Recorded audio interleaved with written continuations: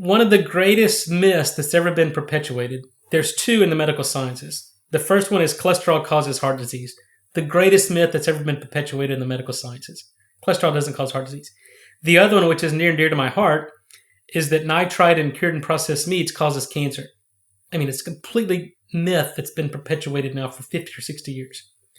So why is that? Well, years ago, they found in the 1950s, it was first reported that nitrite-cured fish, when consumed, was causing an increased risk of certain cancers, liver cancers, or certain stomach cancer. So this is what we call an association, right? This is nutritional epidemiology, where you take populations who are eating certain amounts of these foods, looking at outcomes years later. An association, but not causation. Now, to establish causation, you've got to have a biologically plausible mechanism to tie that observation to the increased risk of cancer. So in the 60s and 70s, they came up with this thought that nitrite can form nitrosamines. Nitrosamines can intercalate DNA, cause mutations, and cause cancer. So now the story was complete. Nitrite cures meat, causes nitrosamine formation. Nitrosamines cause cancer. Well, now their story falls apart because in 2000, the National Toxicology Program of the U.S. government did a dose escalation study to try to answer that question. Does nitrite cause cancer? What they found was, through dose escalation studies in mice, rats, and rabbits, found there was no evidence of cancer-causing activity by nitrite in any animal and any cancers. In fact, at some doses, it was anti-cancer. So now you start to think, well, we know that vegetables, a plant-based diet, vegetarian diet, lower incidence of cancers, right? If nitrate and nitrite cause cancer, vegetarians, the Japanese, Mediterraneans would have about 100 times higher cancer rate than meat eaters. But we know it's just the opposite. So nitrite and nitrate does not cause cancer. And I've consulted for companies like Kraft, Oscar Mayer, these meat companies, and I tell them, look, you have to get away from advertising no nitrite, no nitrate added cured meat, because nitrite's absolutely essential for food safety. If your sausage and bacon and hot dogs didn't have nitrite, there would be an epidemic of foodborne illnesses and deaths from E. coli, botulism, salmonella. Nitrite is the only thing that preserves the antimicrobial activity of ready-to-eat foods. And so now, in the 1970s, the Code of Federal Regulation changed that says if you're adding nitrite to any cured and processed meat product, you have to add a certain amount of ascorbic acid, or erythrobate. And today they use erythrobate, right? So that prevents any nitrosative chemistry. And we actually measured this. We published this in 2009. And we took regular nitrite cured bacon, and then we took no nitrite added bacon. And we brought it to the lab, we quantified the nitrite in it, and we found that the no nitrite added bacon had 5 times higher nitrite in it than the conventionally nitrite cured bacon. So it's really consumer deception, because what these meat companies are doing is they're adding vegetable powder, which is a source of nitrate. Then they add a starter culture of bacteria called Staph carnosus. And these bacteria convert the nitrate to nitrite on the surface of the meat, and then the nitrite cures the meat. So they're not adding sodium nitrite directly to the meat. They're adding celery salt or different powders, and then putting bacteria on it to form nitrite to cure the meat. And what does that mean? Well, it's a variable yield. So the food quality, the shelf life of these organically cured products are less. The quality of these products are much less. And there's very little residual nitrite even in conventionally grown or eventually cured nitrite added meats. So I tell people, don't spend an extra $2 to $3 a pound to buy no nitrite, no nitrate added meats. Go and buy it. You shouldn't be afraid of it. In fact, I tell the meat companies you should say supplemented or fortified with nitrate or nitrite, because you need that. We know it's an essential, indispensable nutrient needed for human physiology. All right, so there's a lot there. The fact that when you're buying nitrate-free, you've, in your lab, tested and the actual nitrate-free had higher levels That's right. because of this, the celery powder or celery juice and the conversion with the bacteria. Okay. But underneath all of this is the fact that you're saying it doesn't matter. It'd actually be potentially in our advantage to fortify with these. Well, you got to ask yourself, no, that's exactly right. So the use of nitrate salts dates back thousands of years, excuse me, long before refrigeration. And these early settlers had to preserve meat. So if they went and killed a buffalo or a deer or some animal, there was no refrigeration. So how do they preserve that carcass that's going to get them through the winter? How do they do that? Well, thousands of years ago, it was discovered that if they used sea salt and to preserve that, then it created this cured meat color. And so what it was what's called saltpeter, potassium nitrate, that was naturally found in sea salt, that when the bacteria on that would convert the nitrate to nitrite. So this chemistry goes back thousands of years. And so in, I guess, the early 19th century and later turn of the century, it was realized that the mechanism for this was nitrite being reduced in a low oxygen environment to nitric oxide. Nitric oxide binds to the iron of myoglobin in the muscle, and that forms the nice pink nitrosyl hemochrome pigment. And that's the pink color you see in all cured meat.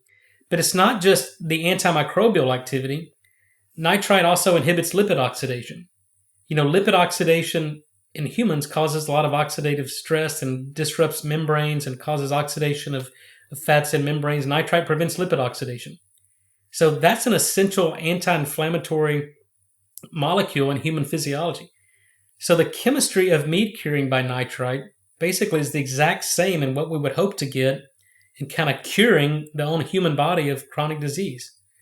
So nitrite is absolutely a cure. It's a cure for meats, to prevent foodborne pathogens, to prevent lipid oxidation and the rancidity and warmed over flavors, but it's also a cure in human physiology for curing conditions of nitric oxide deficiency, which is heart attack, stroke, vascular dementia, and diabetes. So that's what we focused on for the past 20 years, is how do we provide a treatment, a therapeutic, a safe and effective nitric oxide technology that can overcome a lot of these poorly managed diseases. So when it comes to the nitrite in conventional meats, are they getting that from sea salt and from plants?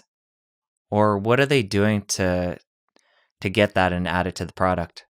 Well, in conventionally cured meat products, like your normal hot dogs, bacon, sausage, ready-to-eat meats, they're adding sodium nitrite. So it's just a salt. It's a white salt. They add it. There's restrictions and there's regulations on what type of product, how much you have to add to get an efficient cure and antimicrobial activity. For the organically cured or no nitrite added cure, they're adding, it's primarily, the industry standard is celery salt. So celery is a high source of nitrate. You sprinkle that as a brine, then you add the starter culture, the bacteria reduce the nitrate to nitrite, and that's where you're getting the cure. But even in uncured meat, like if you take a steak, for example, that's uncured, unprocessed, just call it a ribeye, and we grind that up, there's still nitrite and nitrate in that muscle. And why is that? Well, that cow was once eating grass, green grass, right? That green grass has nitrate in it, and cows are ruminants with several stomachs. So now they've got a diverse microbiome that's reducing that nitrate into nitrite and nitric oxide, and it's actually assimilated into the muscle. So now when we eat the fresh meat from that cow, whether it's hamburger meat or a steak, we're getting a source of nitrite and nitrate because of what that cow ate. Grass. Cows are vegetarians. I just happen to eat vegetarians. The cow, I'm a meat eater, right? Which brings me to my next question. Because there's so much popularity these days in the carnivore diet and only eating meat, how much of a significant source would beef be of nitrates and nitrites? It's not a significant source. So I think, I'm not a big fan of either of these extreme diets, like a hardcore carnivore or hardcore plant-based. I think we get our nutrients from a balance of food in moderation, from a diverse food population. I think that's how we evolved, and I think that's what's going to give us the most nutrients we get. So when we quantify this, and we've actually done this because we wanted to see if doing a straight carnivore diet for a period of months or years, is this going to cause problems in terms of vascular compliance and nitric oxide production? And the data tell us that you're really not getting enough nitrate from eating a strict carnivore diet because there's so little in the muscle itself that we need the vegetables, we need the plants to fuel this pathway.